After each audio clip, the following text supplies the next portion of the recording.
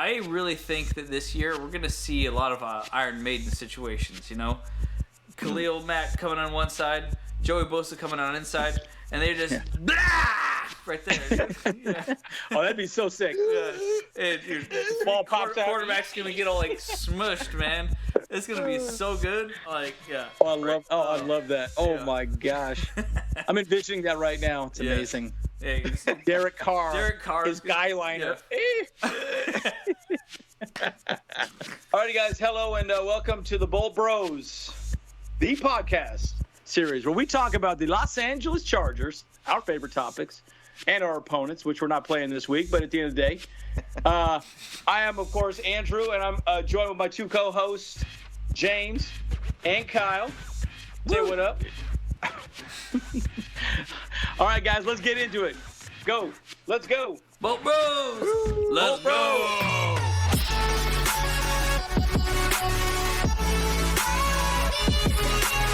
So in today's episode, we're talking about what we've learned so far from the OTAs. And by the way, I don't even know what even that means. It's organized team activities. Wow, that's pretty cool. I know. I had to Google that myself too. To be honest, I'm like, shoot. I'm like, what the hell's an OTA? Yeah, what is that all about? Everyone's talking about these OTAs. What's OTA, man? It sounds like some kind of weird procedure. I got a case of the OTAs. Yeah, the OTAs. What's up? What's that mean? What's that mean? Right. But it's interesting, right? I mean, it's exciting to take a look at this, and I think we should really probably start out with the defense, right? And I think just like we started the offense, we need to start the defense the same way. Yeah. Let's talk about our team leader for the defense, and that is obviously Derwin James, right? James, baby. Number 3 now. That's his new number. He got it from Florida State days. Yep. I think there's so much we could say about him. And look, I think they're going to use him. Well, I think that they're going to be very creative where they put him. I think I don't want to get too deep into this, but having JT Woods there, some of these other players, I think they're probably going to be the 2 high safeties. And Derwin's going to move around. He's going to be kind of a hybrid linebacker. He's going to move around and he hit the quarterback, strip the ball. Yep. He's such a freak of nature. I think he's one of those guys. Like again, when we played the Raiders the last game of the season, he manned up Waller the whole time. Yep. Yeah. He was shut down that game. Yep. Done. He's a J.C. Jackson. There are very few people that can play that good all over the field, right? And so I'm excited. I think if all goes well with our safeties, we're going to see him all over the field just making plays. And guys, I can't wait to see it. I think when we talk about an MVP for the offense, instead of being Swolbert, we got Derwin James. Bro, I'm telling you, I think he could have an explosive, and it's his contract year. Yeah. Man, are we going to sign him this year? What's this? I mean, I don't know. I've been reading articles that, hey, it's probably good that we're not signing him yet because he's had injury issues. But I'm like, I don't know, man. Like, if they can keep the 2 high safety good, Derwin James, we might want to sign him before he has an absolutely amazing year. So I don't know. True. I want to get your thoughts on that because I think DJ can have an incredible year. Well, it seemed like the goal was surround Derwin with more talent. Yep. And they did that. And Absolutely. They really did that. And they did that even through the draft, too. And, adding, and he, in his interview that he talked at OTAs and how he's talking about JT Woods, and he kind of seemed like he lit up a little bit talking about the guy. He's a very rangy guy, good fit for this defense, speedy guy, could kind of be that same kind of guy that Derwin could be. So it's almost in a weird way, it's like based upon what I was kind of hearing and the way he was talking, is that we got a second Derwin James now. Yeah. A guy that could be all over the place. And so that's pretty exciting to hear something like that. I think it's going to be amazing to be able to have Derwin, who's a lockdown guy that could take out a tight end, to where we have a lockdown guy in J.C. Jackson now that could take out the number 1 receiver. It's very hard. It's like, where are you going to throw, and where's the gap in this defense? Yes. And it's just going to be, wow. I mean, this could be like a whole new level of defense. It would be awesome to see if we become a number 1 defense in the league. I mean, and our offense will be top 5, like pretty much guaranteed. Yeah. So imagine that, dude. Flipping a script that hard from being like almost the worst to the first That's amazing. Yeah. Yeah. We started from the bottom. Now we're here. That's right. There it is. Well, so I was gonna say this though too. So like, one of the things that I'm being critical about for the defense is I love Nasir Adderley, but he missed a lot of tackles last year. And he missed a lot of interceptions last year. And a lot of interceptions last year. A lot of interceptions. Right. Yep. And those are some of the things that I want to see him working on in OTA. Is I want to see him dipping his hands in glue before the game. Kind of like the old Muay Thai kickboxing dudes, like put glass in his hands or whatever like that, But is it blood sport, dude? No. Blood sport. We got blood sport. He's got to dip his hands in glue. It ain't a tickling contest out there, man. No, that's right. These lads are out to hurt each other. They have to hurt each other. Blood, So, and so my point was talking about JT Woods. I know he was having some issues with his contract or whatever, and they were having negotiations or something like that there. But I think he's probably next in line to sign whenever he does sign. So. But I think he's definitely going to be able to gun for Nasir Adderley's position, and I think he has a potential to take that spot. So, it's a great point you bring that up, Kyle. Because I look at like this: when there's a new regime that comes in, new coaching staff, new head coach. Yeah, he wants his guys. Yes, and Nas, there's a lot of hype about the guy. Mm-hmm. I mean, he basically has had some injury issues in the past. Sure. Just like what you said, missed tackles, opportunities to get picks, a little bit off there too. If you really look at JT Woods' highlight reel, he's the guy that's jumping on the balls that are coming at him and cutting the wide receiver too. He's able to really see that ball, and so. That could be even one of that sleeper like camp battles for us. Yeah. JT Woods and Nasir. I believe so. It could be a sleeper thing to watch. I mean, the right tackle obviously is one thing, but that's one position that could change. So, hey, and to be honest, it's getting Brandon Staley's guy. He drafted him to be in that system. He feels it's a good system fit. So that's something to think about. That's really something to think about. And I think it's a great point you bring that up. Yeah. Well, I mean, what about Gilman too? Gilman had some issues as well too. True. Yeah. So, I mean, again, Brandon Staley's defense is all about putting a lid on the top, right? Don't giving up the big play. Yep. And again, when we start talking about defense, remember when we were talking about the draft and you kept talking about linebacker, yes. Right? Yeah, that was my. I think we're going to go 5-1 nickel. Yep. And so when Brandon Staley was at the Rams, they ran nickel 70% of the time. I promise you that's probably what we're going to see. We're going to see a 5-1, literally 5 guys on the line, 1 linebacker, and the rest just in the back. That's it. Yep. That's what we're going to do. Oh yeah. And I don't foresee us doing anything different than that. We're going to shut the run down. I mean, obviously, pass plays are, all right, 3rd and long. All right, you don't go 5-1. You do some sort of hybrid. But sure. I just, my point is, it's very clear that the linebacker role is diminished a little bit in his system, right? But think about it. We got Kyle Van Noy that could potentially step in as a linebacker, but he probably will be an edge rusher. Yeah. We got Reeder now.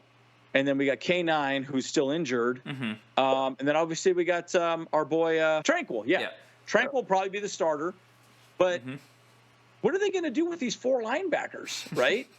I mean, because I don't think – I mean, obviously goal line, there's certain roles that you need to put people in. But if we go 5-1 most of the time, what are we going to do? So, anyways, I kind of want to talk about the linebackers a little bit because I'm really curious to see what you think.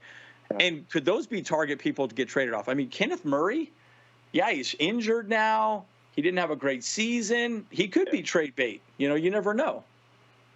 And once again, that's a different regime-based player. Yeah, that was a exactly first-round pick. Right. And so system fits. And that's possibly why they brought in Reeder, who is a system fit. And That's why they probably brought in if Morgan Fox is going to be in that position, system fit potentially too. So I think Morgan Fox would kind of flex a little bit too, also. So he could also be thrown into that position also too. But Kyle Van Noy obviously didn't come from very the good system. Linebacker. No. Very good linebacker, and he started in OTAs as a linebacker, not an edge, and so. There is that potential that Kenneth Murray could be that guy that could get thrown out. I think Drew will probably stick around.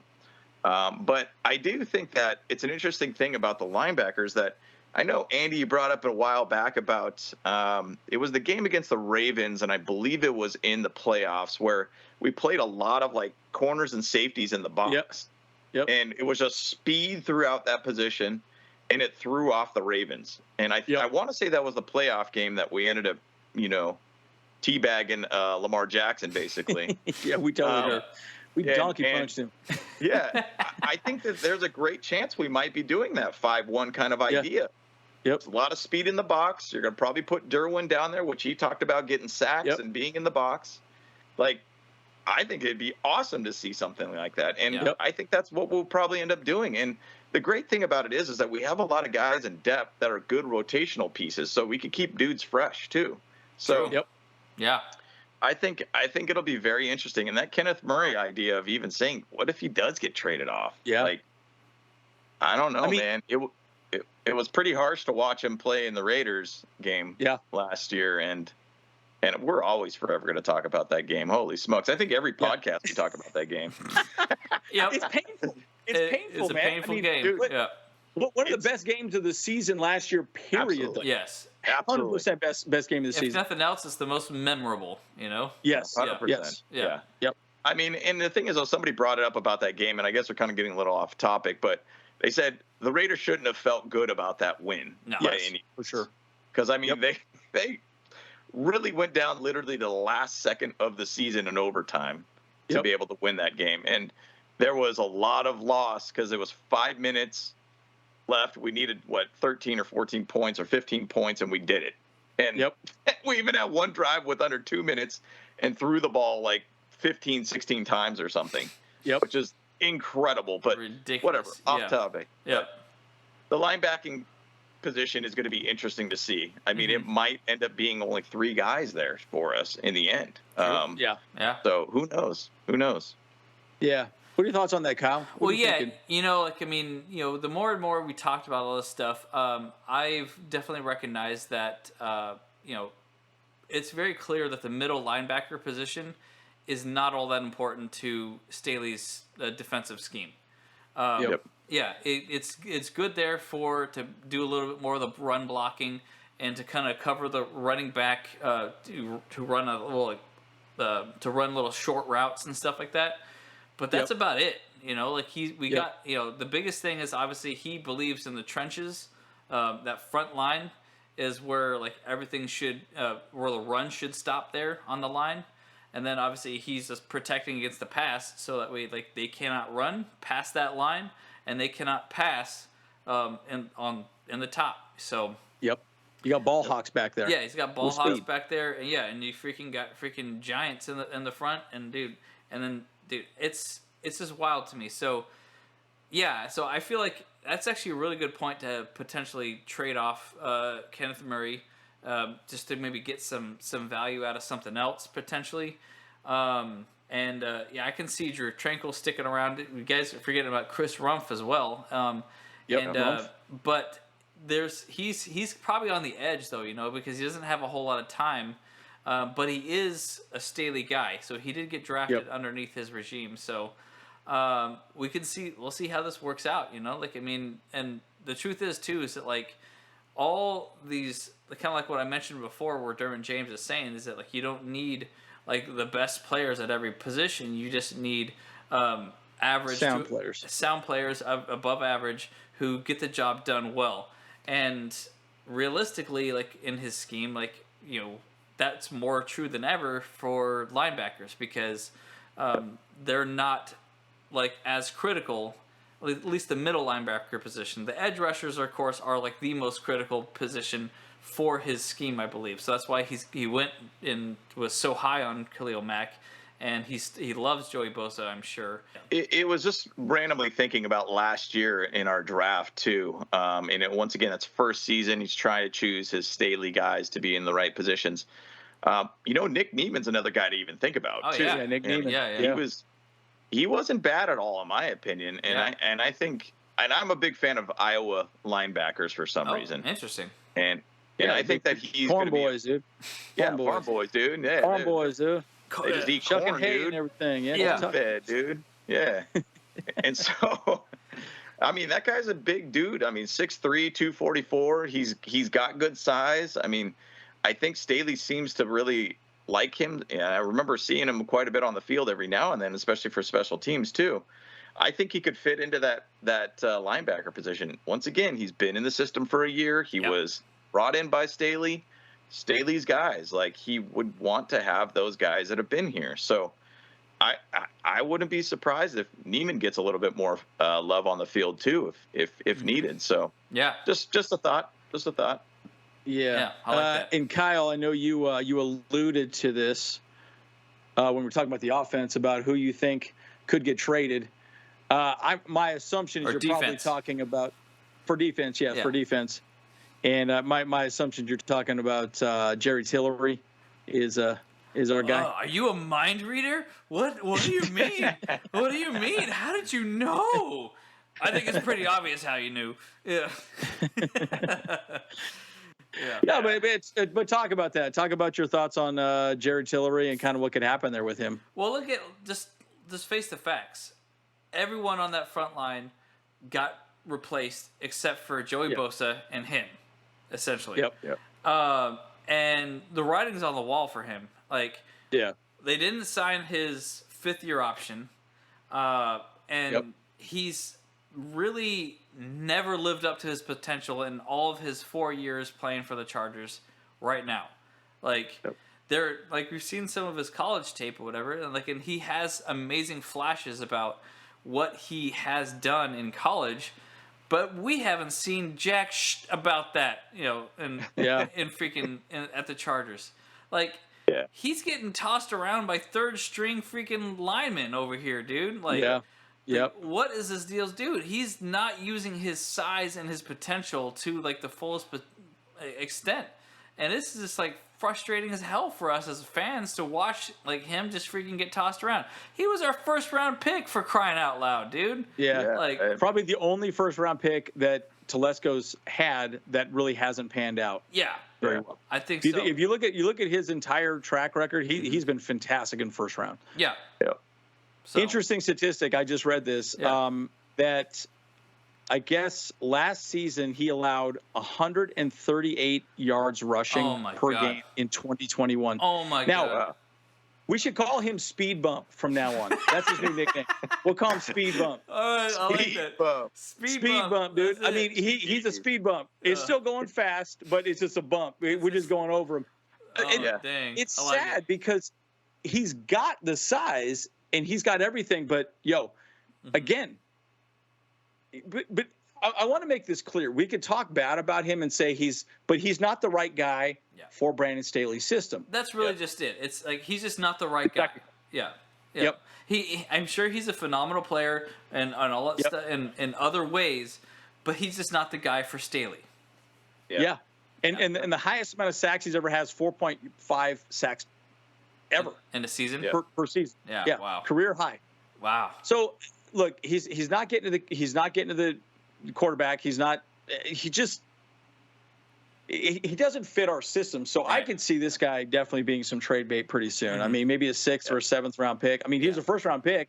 That has value. It does. Other teams will look at it. But again, Gus Bradley, right, would probably love him. He's at the Colts now, right? I'm going to make this prediction. Colts are going to be horrible next year, thanks to Gus Bradley. But I mean, maybe they'll pick him up over there. We'll take a 6th-round pick or a 7th-round pick. I don't know. What's your thoughts, sir, James?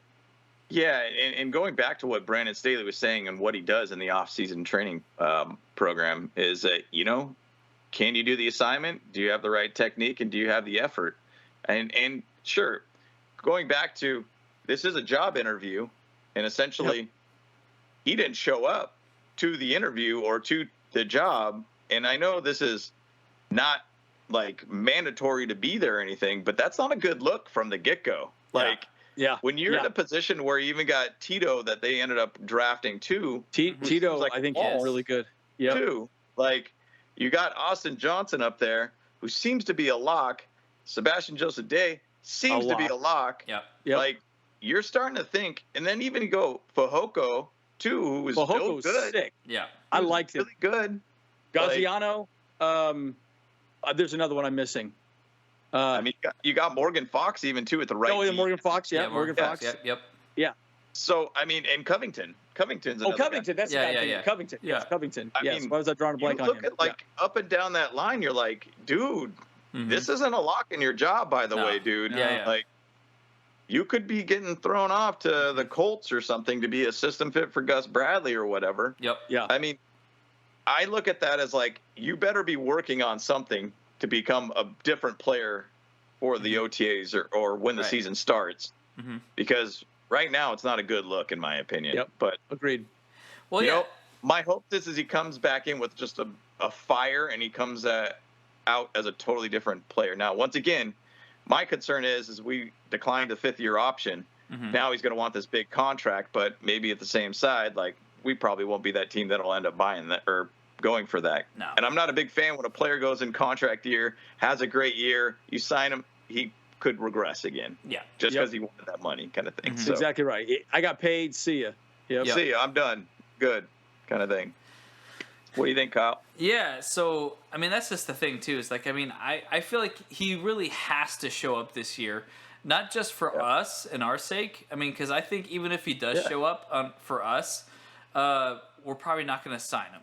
I feel like if he shows up, he's going to be doing that to want to get picked up by some other team. And that's just really just like how it's going to work out for him, I feel like, because I just don't see him, like Andrew said, is that he's not fitting our defensive scheme. And he's just not working out too well. And so that's just it. He's got to step up or shut up. And like you said, James, show up to the OTAs, or actually mandatory practice to start with fire in his eyes, or else he's going to get lightning bolt up his ass. So a lightning bolt up the ass. That don't sound fun. No. Yowzers. That's right. Well, and I will say this. So Brandon Staley did talk a lot about Morgan Fox. Not to be confused with Megan Fox. She a babe, you know what I'm saying? But I will say this. Like, I wouldn't kick her out of bed for eating crackers. She's kind of cool. Yeah. Staley likes Fox, right? So, dude, I don't see Tillery being that right.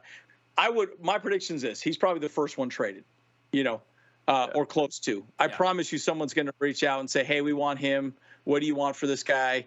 And that's going to be the conversation, right? And look, is it a bummer for Tillery? Sure, it's probably a bummer for everybody. I'm sure he's a good guy. I'm sure he's a good locker room guy. I've heard nothing negative about him as a person, but look, we all have different skill sets. We all have different skill sets as human beings. We just do. And so, again, Brandon Staley's putting the right pieces of the puzzle to win us a Super Bowl. And, dude, 138 yards a game, speed bump, dude. Speed bump. Dude, he was just run over. I mean, are you kidding me? Yeah. Like, that's crazy to me. And he's a big guy. He's a big guy. What is he, 260 or something? I mean, he might even be bigger than that. He's just huge. So he's a big dude. I mean, and that goes back to, and I keep jumping on this, but Staley's quote is assignment, technique, effort. Yep. And that if he's doing it on the off season, don't think he's not doing that during the season. And remembering, if he sees a stat like that, he's like, well, technique's not good, the effort's not there either, and he's not really jumping on the assignment correctly. So I don't know, man. That could be one of those first guys that ends up getting pushed off. So we'll see. The thing is, though, there's a level of depth that I would be concerned about to make a move like that. But at the same side, I feel in that position we have plenty of depth to work with. And so I think so. Unless we have like a horrific amount of injuries, which we do not want to talk about. I mean, I think Tito will do really well too. I think Tito is going to be a good unsung guy on the line. I think he could do very well. So let's change up the topic a little bit. I was thinking about cornerbacks quite a bit today. All right. And I was thinking, I thought another person that might get traded this could be very controversial because it's somebody that I like personally, Michael Davis. Yeah. Because he's right now at our quarterback 4, cornerback 4. But there's some interesting corner. But there's some interesting discussions. What if you put him at safety, right? Bring him back there with like JT Woods, or you move them around a little bit. You make him play a little safety because he's not going to be on the field. There's really only there's times where you need 4, but right. But again, he's a highly paid guy. What is he getting paid? $10 million this year, or something like that? Right. Yeah. That's a lot of money to be sitting on the bench. Yeah. So we got Callahan. I can't remember exactly what Callahan got signed at, but look, where does he fit in the system right now? Right. I think that's another one that could. I mean, I don't want to see him go because he's a Gus Bradley guy and he did well, but I think there's a chance he could get traded off. I mean, but again, there's also the depth conversation. Injuries happen. I mean, what about Asante Samuel? Asante Samuel was hurt quite a bit last year, so you want another big body out there. So I don't know. What are your thoughts on that? Yeah, and it's the thing is, though, if I look on the depth chart based upon ESPN, it gets me concerned to think if we let go Michael Davis, like I'll say to the Colts, just because it's another Gus Bradley kind of guy, Right. So even if we did that, I mean, you got Asante Samuel as a left cornerback with Bryce Callahan as depth. You got Jasir Taylor also sitting in the 4th and Keeman Hall in the 3rd. And then the right cornerback's J.C. Jackson, obviously. And then you got Michael Davis. And then guess what? We got our fan favorite here of Tevon Campbell. Oh, I mean, that's a hard thing for me to think, like, holy smokes. I don't want him as the 2, dude. Like, no. And so I if you really look at like this team up and down, like you could say they're playmakers on obviously the first starter to second. There's really good depth there too. So like, I just think, I mean, there's a chance that Michael Davis could be let go. Maybe there's a point of like, Vato seems to have like a pretty good like vibe with Staley, but I think that's going to be a position of that he's going to be looked at, because if they do say they trade him off and say the other team takes his contract, which is like $8-10 million or whatever, that's $8-10 million savings for us that we could essentially even go after another guy. Yeah. Maybe we could trade to get somebody else and take in that guy's salary too. So who knows, man? I mean, I just can't go to the season thinking, hey, Tevon Campbell's our second, cornerback behind J.C. Jackson. That's scary to me. That's scary to me. Right. Yeah, they're going to use him in like extreme circumstances. I think 100%. he's going to be a special teamer, and that's about it. Depth. I don't think they want him on the field at all, personally. Sure. Right. But that's my take. Well, what your thoughts are? So I was going to say is that too, it's possible that Davis could actually be a solid backup for Asante Samuel's side. Because the truth is too is like, I mean, James and I talk about this a lot as well, is that there is like somehow some kind of curse with the second year players, because you think about it, like, I mean, Kenneth Murray, his second year, he got injured and he went out pretty much. Like, I think Justin Jackson with his second year, he was pretty garbage as well. I think obviously Joshua Kelly going back into the offense a little bit is probably going to be pretty bad this year too, because it's like that second year slump is going to happen. It's like a real thing. And so we need somebody out there to actually back up Asante Samuel. And I think Davis could very easily be that person as well. We'll have Jackson on one side and Davis on the other. I think that's a fantastic thing. I mean, at the same side though, like, I mean, I actually, we talked a little bit about how, we think that maybe the Chargers aren't that high on Michael Davis anymore, but after listening to Staley's comments on him, I actually have changed my mind. I feel like Staley is actually a little bit more favorable towards him than I originally thought. So I think that we are going to keep him in the system, and I think we're going to find him a spot somewhere else, like, just to keep him out, because obviously I don't want to see Campbell out there more than Davis for sure. Yeah, for sure. Yeah.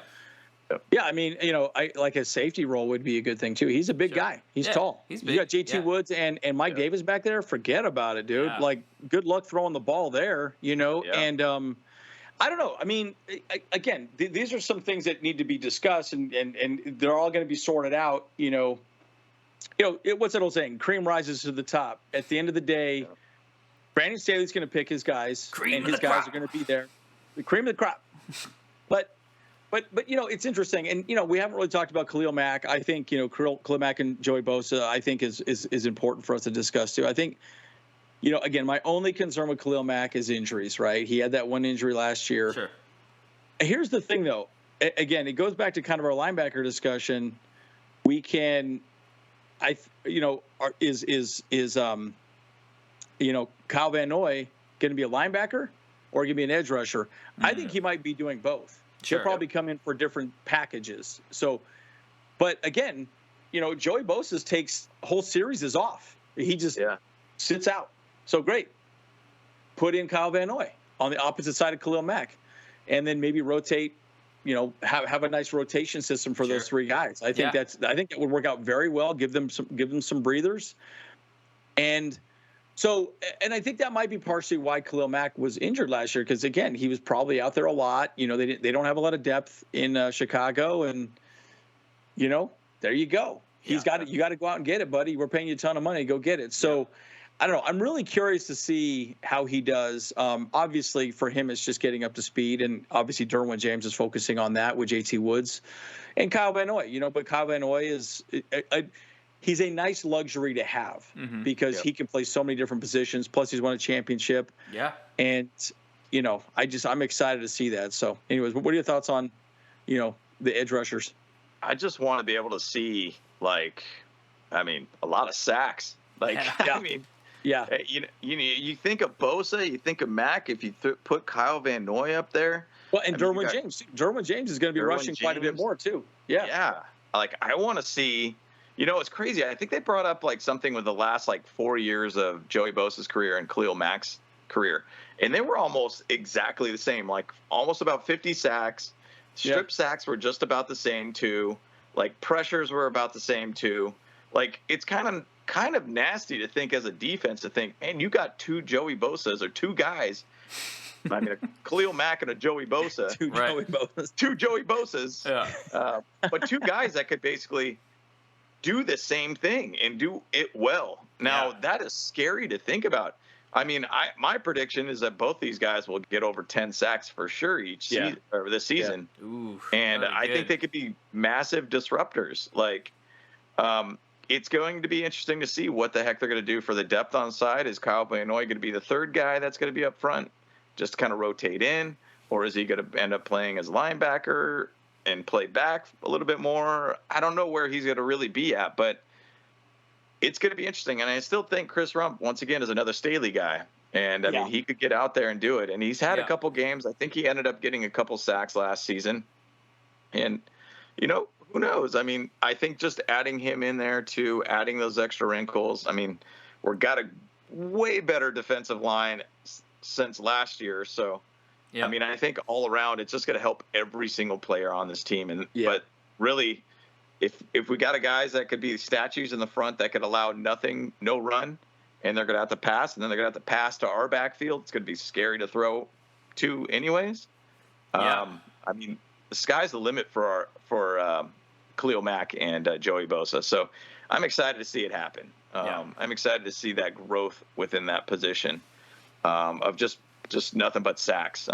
Makes me think a little bit about Sean Merriman and him out there doing his his lights out thing, dude. That's right. Maybe we'll be seeing a lot of that, dude. So I'm looking forward to be able to see a lot of hype coming up from from the sacks and ending games that way, not in freaking feeling close we're just heart attacks the entire time. Just finding a way to end the game and get that pressure necessary to win and end it. Right. So I'm looking forward to it. It's going to be exciting for those guys. I think they have to be excited.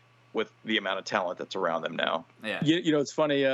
You were talking about Rumpf a lot, and I guess he gained a lot of weight too this offseason. Yeah, for real. He was pretty thin. He was pretty thin. Yeah. I think Joey Bosa was calling him string bean or something like that, right?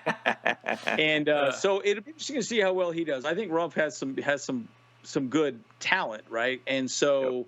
So you're right. I think he could be another guy that could come in, but I could see some definite rotations out there for sure. So, Kyle, what's your thoughts on that? And then we could probably wrap up. Yeah, sounds good.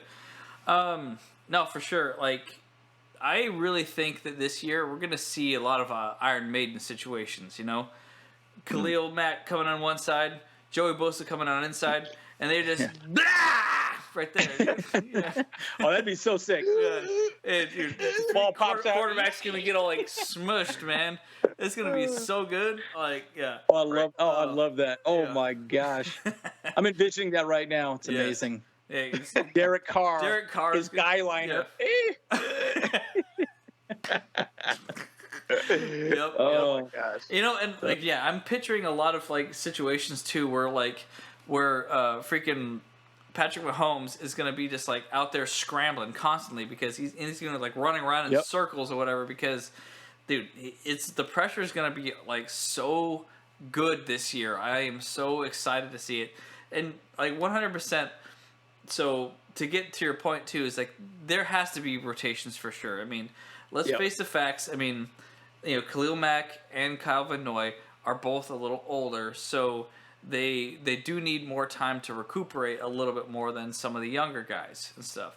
Yep. And so that'll come in handy to have both of them available and like kind of rotating. Maybe they'll both be like more like 2 down guys, just to kind of keep themselves fresh for the whole 60-minute game. You know. Yep. And that's very doable. I mean, hell, Bosa, like you said too, like he needs to step out every once in a while too. So then you just throw somebody else in there, slot him in, and so. But it's gonna be epic. I'm really excited for what the defensive end or not defensive, the edge rusher position's gonna look like in this year because we got a lot of weapons, and we got amazing depth, not just good depth, amazing depth.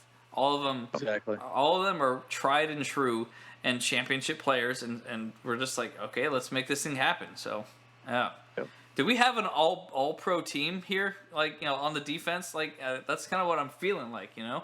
Oh, it's crazy. I think we could have a lot of Pro Bowlers this season. Yep. I mean, Mm-hmm. Once again, I don't care, and I don't want them to go to the Pro Bowl. I want them to go to the Super Bowl, but. Yeah. At the same side, I think this could be a season where we could have like 8 guys that end up going to the Pro Bowl. I could easily see something like that happening. Yeah. So, you know, I mean, once again, everything's puppy dogs and butterflies when the game's not being played and we're in the off season. But I mean, this team has so much talent that it has to be like a very deep run this season. So it's going to be great. It's going to be great. Yeah. Good. Yeah. And I think we should wrap up one last thought. So, I mean, one of the things I will say, thus far through the OTAs, I still think there's some trades and things that are going to happen with the Chargers. Mm-hmm. They are going to make some moves. You know, TT is going to get out there, make some serious moves, and really just stay front of mind and move around all the chess pieces. You mean Herb, not Tom Telesco. Herb, you know, Herb. Oh yeah, that's right. Our buddy Herb. He is Tom Telesco. Yeah. Even though that is Tom Telesco. That's right. That's Herb going out there. Herb, let's get it, Herb. Yeah, man. And honestly, I think, you know, good for them, right? Like, if we don't make it to the Super Bowl this year, it's going to be a huge disappointment, right? That's the whole point of this, right? They are pushing hard. And I will say this, I'm going to give a big kudos to the Spanos family out there as well, too. I personally have always criticized them for not being present and part of the organization. Yeah, they just own it, whatever. But I'm seeing them more and more. I mean, they were all in the, you know, the room for the draft, and they were just very active. And, you know, I like to see that. You want to see the owners there involved. And I think that's a big reason what Brandon Staley has brought to this organization as well, too. He wants the owners to be there. I'm excited because he's creating a team that people want to play for. I think Kyle Van Noy literally was like, I want to play for the Chargers. Yeah. And he probably took less money to come here And that's awesome, right? Yeah. People talk, football players talk, and it's clear that they're building a team. Now they're just going to build a championship. So that's my final thoughts on that. So we'll just go round robin, and then we'll wrap up. Yeah, and just to stay on Brandon Staley and who he has been. I mean, this is his second year as a coach. Yep. And the first year was really exciting. Like, it was very, very exciting to watch. And, he came in inheriting a lot of players that kind of didn't fit the system, which is a bummer to see. But at the same side, now he's got his guys. Yeah. And he's got his guys that he's chosen. And, I mean, he's gutted out the defense dang near. And so yeah, he really has. The one thing that he kind of brought up a little bit on his interview at OTAs is that he's just feeling more comfortable as a coach, really getting a better understanding as a team. He's getting more understanding of everybody else there that makes this team what it is. And then bottom line, he's in better rhythm and more communicating more clearly now, because he kind of knows what to do as a coach, or at least has a year under his belt. So I'm sure it's a little bit more calming of a feeling of going into the situation versus feeling nervous going into the situation. Am I going to be a good coach or not, kind of thing. And so I think he's proven to be able to just be a culture change of this whole team. And Tom Telesco and Brandon Staley seems like, and we've chatted about it in past podcasts, it seems like they're on the same page. And Tom Telesco is, I think, really getting the guys that Staley wants, and they really did the extra effort to make that happen. So I'm excited to see Brandon Staley in his second year, and I think this could be a phenomenal year for him. So excited about the season for sure. So 20-0, 20-0, bro. 20-0, baby. Undefeated. 20-0, that's it. There it is. Woo. All right. Undefeated. That's Forget it. about it. That's right. Let's go.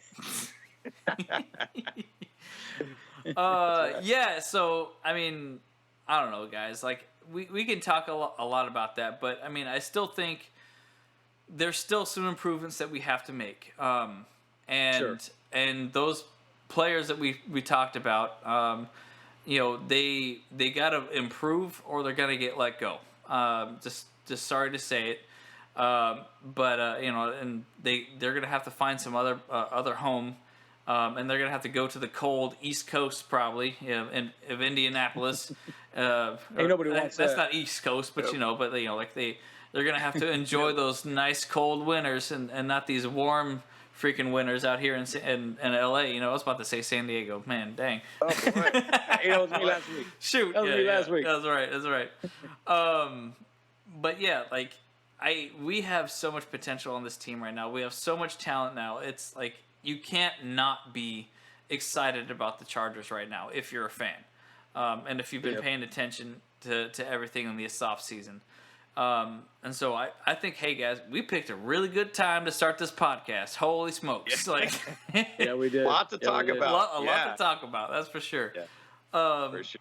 So, yeah, and I don't know. But like I said, though, what I want to see in these OTAs and this offseason and this training camp is what I want to see some people dip their hands in glue, and I want to see them improve their tackling abilities. Knuckle up. It's like, hey, it doesn't that. I mean, the palms is fine. Like, just stick their palms at least in that. Because man, I'm telling you, like, we got to figure out a way for these people to actually lock hands on and stick their hands on them. Because look, that's one of the biggest problems is just having having butterfingers like out there. Like, I've seen it so many times with the Chargers. Like, it's just that they just kind of just like get there, but they don't like grab or anything. So bottom line is, I'm excited. Bolt up. Let's go. Yeah. Yeah, and I have to say this, Kyle, your hair's looking pretty fresh today. Looking good. You come back from the barbershop? What's that all about? Looking good. I haven't cut it in a while. I guess, it's just the difference of, 2 weeks. Maybe just my hair's just looking longer, so it's like it's actually filled out a little bit. I haven't. So looking nice and professional right there. Oh, I like it. I like you, it. Man. I appreciate the compliment, bro. Yeah. Hey. Bull Bros. Well, all right, guys. So we'll wrap up there. But like I said, as always, please rate, review, drop a like. Throw your opinions down there, guys. Agree, disagree with us. We want to have a conversation with the fans of the Chargers. That's right. And, discuss, hey, where should we make some moves, right? Where are these things going to happen, right? And so, subscribe and follow the podcast. Again, we're on Apple, we're on Spotify, we're on the tubes. You all know that, the big tubes.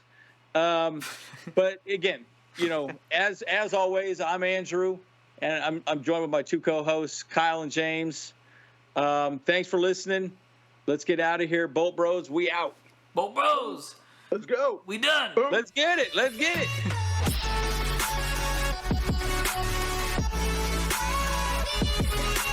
Is that going to bother you guys if I drink this? No, yeah, that's real bad. That's real bad. What is that, some Bronco Dude, juice? I'm telling you. You drinking some Bronco juice there? Bronco juice. Oh, snaps. I pour it out. I'm done. I don't want that no more, dude. I'm out of here. Bye. Is that the Russell Wilson special right there, dude? Nah, we don't want. Hey, we don't talk to that fool. We don't talk about that fool. No, you know what we need to do though? Because they're trying to sell the Broncos. We need to make some an NFT to kind of fundraise for people to buy the Broncos. So we straight up make an NFT. Right. Tell everybody all you gotta do is buy the NFT for $1,000. We'll make $1 million of them or something like that, and then we'll have all these people that own the Broncos.